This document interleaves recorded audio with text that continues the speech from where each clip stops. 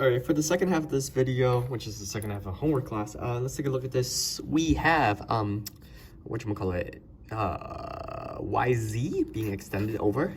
And then you have this parallelogram. Okay, this is a parallelogram. And they tell us that WZ is congruent to VZ, right? So I messed this up. WZ is congruent to VZ. And in this case right here, because these two sides are congruent, that implies that this angle is also going to be 50. Okay, that's good. Now they want us to find the rest of this thing. Well, this is a multi-step thing because, okay, you have two angles, okay? So, and you have a triangle, right? So you got to think on your feet. Two angles in a triangle, that means you definitely can find this one. And once you find that one, you could definitely find this one. And once you find that one, you can definitely find this one, okay? So there we go. That's how you would solve for that.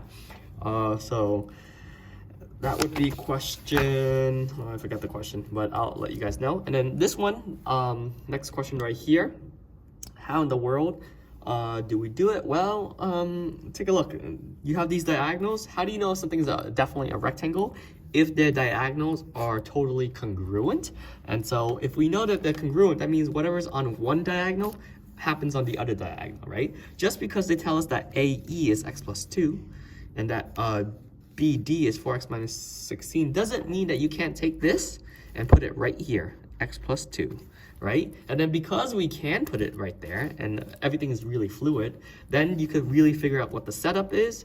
And then from the setup, you can figure out what the final answer to this question is. What is the length of AC? Okay?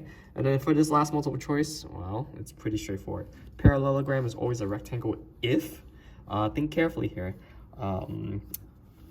There's one specific reason why, think about which one, what's the difference? I would draw actually a parallelogram, right? Something that looks something like this, and a rectangle side by side, and then compare. What makes something for sure always a rectangle, right? All right.